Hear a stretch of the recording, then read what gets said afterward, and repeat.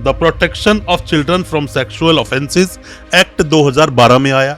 2019 में इसे अमेंडमेंट किया गया। छोटा बच्चा है, उसके साथ जो अपराध हुआ, वो जो मामला है, जो भी कृत्य हुआ है, वो ऐसा एक क्राइम बन जाता है जो क्राइम अगेंस्ट सोसाइटी है, सिर्फ बच्चे तक ही सीमित नहीं रहता। पहले कटती थी एफआईआर 154 सीआरपीसी में, अब वो एफआईआर काटी जाती है 173 बीएनएसएस का जो सेक्शंस है उसके अनुसार। दोस्तों, पॉक्सो के बहुत सारे मामले अक्सर सामने आते हैं, जैसे कि हम क्रिमिनल प्रैक्टिस करते हैं दिल्ली की कोर्ट्स में, और यहाँ पर अक्सर ऐसा देखा जाता है कि कोर्ट भरे पड़े हैं पॉक्सो के केसेस को लेकर। पॉक्सो जो कानून आया, the protection of children from sexual offences act 2012 में आया।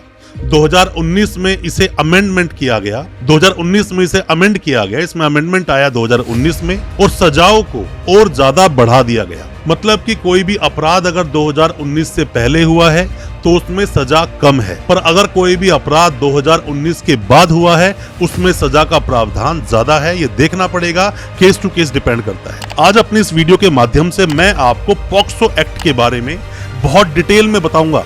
मतलब कि सारे सेक्शंस के बारे में बताएंगे, कैसे प्रोसेस चलता है वो भी बताएंगे, किन किन सेक्शन में सजा होती है वो भी बताएंगे। इस एक ही वीडियो से पूरे पॉक्सो एक्ट को आप समझ सकते हो, आप जान सकते हो पॉक्सो एक्ट क्या बोलता है। वीडियो थोड़ा लंबा हो सकता है बट बहुत ज्यादा इंफॉर्मेटिव है। बहुत सारी ऐसी इंफॉर्मेशन आपको मिलेंगी जो आपको और कहीं से पढ़ने में नहीं मिल पाएंगी इजीली, क्योंकि हम वही सारी बातें डिस्कस करेंगे जो प्रैक्टिकली कोर्ट में होता है और जो हम केसेस में जब केस को फाइट करते हैं तो देखते हैं। ज्यादा कुछ जानने के लिए पॉक्सो एक्ट के बारे में दोस्तों बने रहिए हमारे इस वीडियो के साथ। नमस्कार दोस्तों, फिर एक बार स्वागत करता हूं आप सभी का अपने इस YouTube चैनल पर जिसका नाम है फाइट फॉर ट्रू। मेरा नाम है वीरेंद्र वर्मा। दोस्तों, पॉक्सो एक्ट एक बहुत ही ज्यादा सीरियस ऐसा एक एक्ट है जिसमें सजा के प्रावधान बहुत ज्यादा टफ है, जिसमें कि सजा के प्रावधान बहुत ज्यादा टफ है। 10 साल की सजा, 20 साल की सजा, उम्र कैद की सजा और यहाँ तक कि फांसी तक का भी प्रावधान है। पॉक्सो के जो सेक्शंस हैं या पॉक्सो एक्ट में जो सजा के प्रावधान दिए गए हैं, ये कुछ ऐसे सेक्शंस बनाए गए हैं जो कि ये बोलते हैं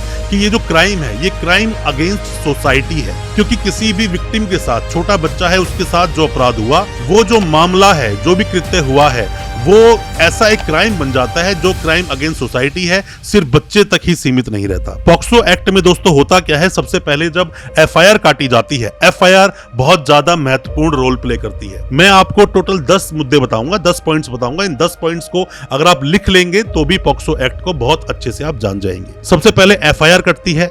एफआईआर जैसे ही आप लिखवाते हैं तो पहले कटती थी एफआईआर 154 सीआरपीसी में, अब वो एफआईआर काटी जाती है 173 बीएनएसएस का जो सेक्शंस है उसके अनुसार, क्योंकि अभी 2024 जुलाई से 1 जुलाई से सारे नए कानून आ गए हैं तो सीआरपीसी की चीजें बदल गई हैं। हालांकि पॉक्सो एक्ट एक स्पेशल कानून है, तो स्पेशल कानून में स्पेशल सेक्शंस बनाए गए हैं।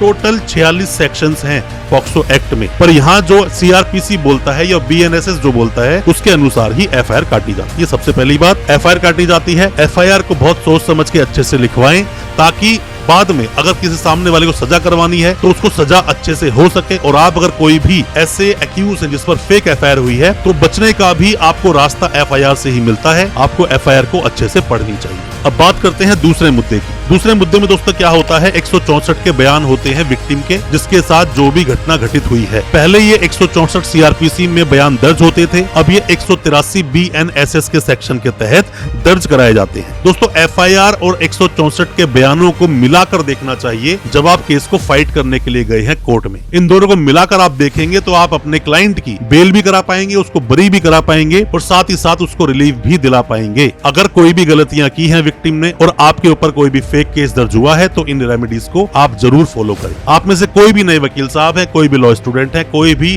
अभी कानून की जानकारी ले रहे हैं या फिर आप पर कोई भी मुकदमा हुआ है या आपके सगे संबंधी जानकार पर कोई भी केस हुआ है पॉक्सो का, वीडियो बहुत काम का है। कोई भी सजेशन चाहते हैं, सलाह चाहते हैं, दिए गए नंबर पे व्हाट्सएप करें, हो सकता है हम आपकी कोई मदद कर सकें, आपको आपके सवालों के जवाब जरूर मिलेंगे। अब बात करें दोस्तों तीसरे मुद्दे की। पहला पॉक्सो एक्ट के बारे में दोस्तों जान लें। पॉक्सो एक्ट है, पॉक्सो एक्ट आया 2012 में, अमेंडमेंट हुआ 2019 में। The protection of children from sexual offences इसकी फुल फॉर्म है। टोटल 46 सेक्शंस हैं और सजा के जो प्रावधान हैं, अब इन सेक्शन को भी आप समझ लें। जो सजा के जो प्रावधान है, section 4, section 6, section 8, section 10, section 12 में सजा के प्रावधान है कि किस तरह का अपराध हुआ तो उसमें सजा किस सेक्शन के तहत दी जाएगी। सबसे ज्यादा जो सजा का प्रावधान है वो सेक्शन 6 में है, जिसमें कम से कम 20 साल की सजा तो होगी ही, उम्र कैद भी हो सकती है। ज्यादा हीनियस क्राइम हुआ तो वहां पर आपको फांसी तक दी जा सकती है। अब दोस्तों बात करते हैं चौथे मुद्दे की, चौथे पॉइंट की। जैसे ही मान लीजिए एफआईआर दर्ज हो गई, 64 के बयान दर्ज हो गए, उसके बाद केस आगे चलता है, इन्वेस्टिगेशन कंप्लीट होती है, चार्जशीट फाइल की जाती है।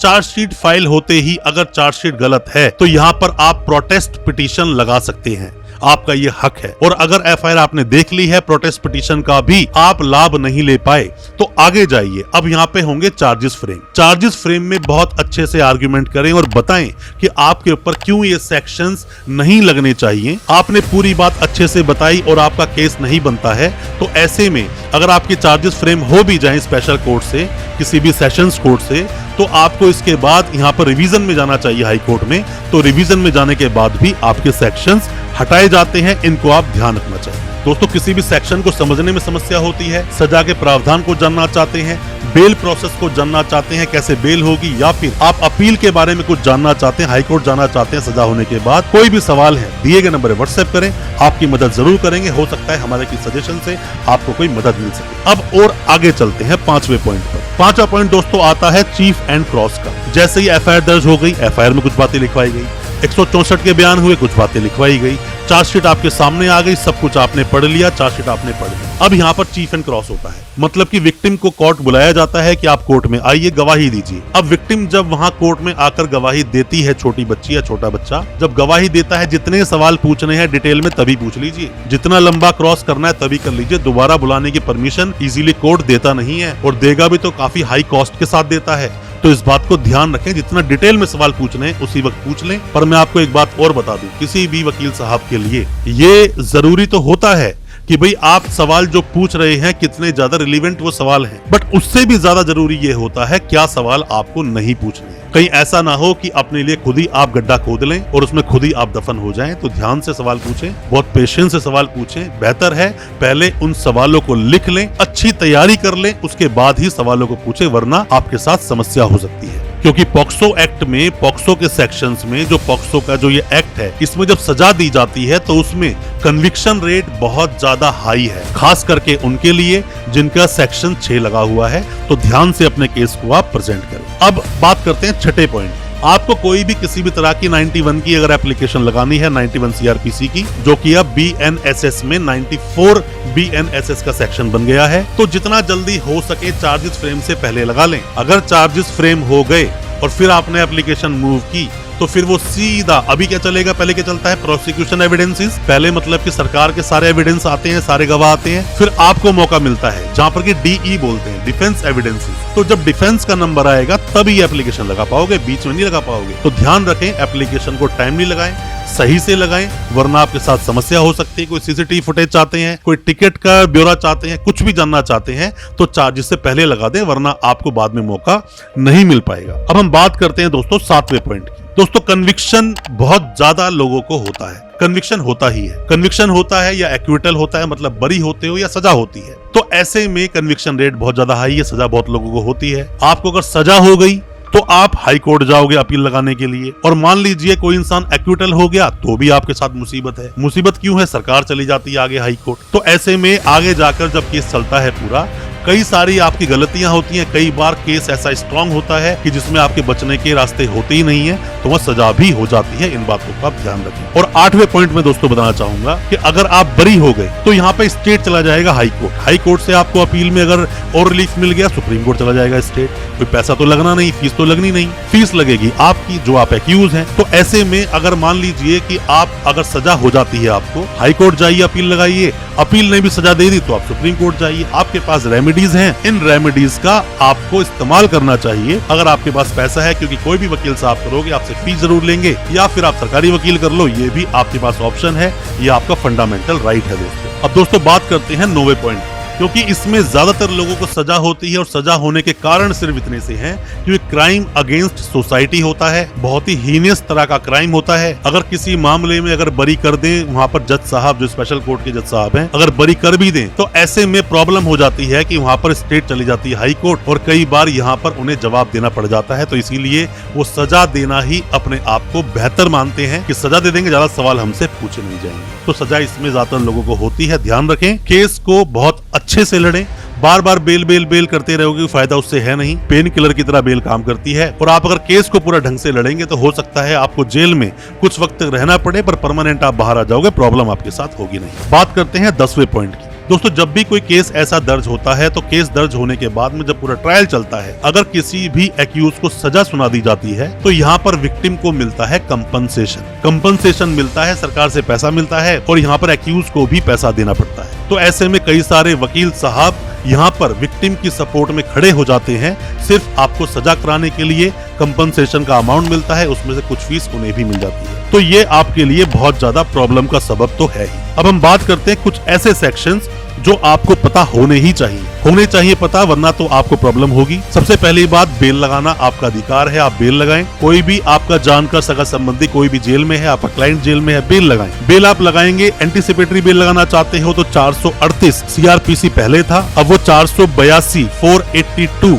BNSS अब हो गया है। पहले 439 में रेगुलर बेल लगाई जाती थी जो जेल में लोग हुआ करते थे, अब वो 483 बन गया है, 439 की जगह 483 बन गया है BNSS का सेक्शन, जिसके तहत आप रेगुलर बेल लगा पाएंगे, चाहे फिर आप सेशंस कोर्ट लगाएं, चाहे फिर आप हाई कोर्ट लगाएं। अब कुछ ऐसे सेक्शंस जो कि महत्वपूर्ण हैं आपके लिए। सबसे पहले तो आप जान लीजिए प्रिजम्पशन का सेक्शन, वो है 29। मतलब कोई भी केस अगर कोर्ट में गया तो जज साहब यही मानेंगे कि वो अपराध आपने ही किया है, क्योंकि बर्डन ऑफ प्रूफ आप पर है।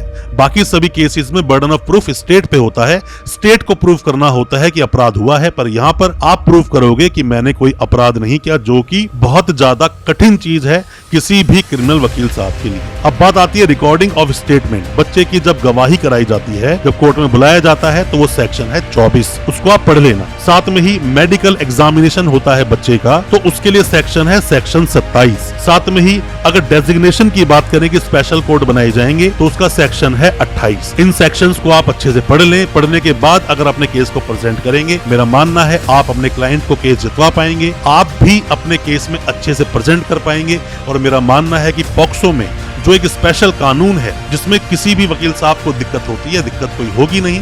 फिर भी कोई दिल में सवाल है, दिए गए नंबर पे व्हाट्सएप करें, हम आपकी मदद जरूर करेंगे। हो सकता है हमारे किसी सजेशन से, किसी हेल्प से, किसी बताई गई बात से आप अपने केस से पूरी तरह से बाहर निकल सकें। अच्छा लगा हो आज का वीडियो को ज्यादा से ज्यादा अपने दोस्तों, परिजन, परिवार तक शेयर करें ताकि वो भी अपने आप को कानून जानकार बना सकें। चैनल को सब्सक्राइब करना बिल्कुल ना भूलें, साथ में लगा बेल आइकन जरूर दबा दें ताकि इसी तरह की लीगल अवेयरनेस की वीडियोस आप तक पहुंच सके सबसे पहले। बहुत बहुत शुक्रिया दोस्त, धन्यवाद हमारे इस वीडियो के साथ बने रहने।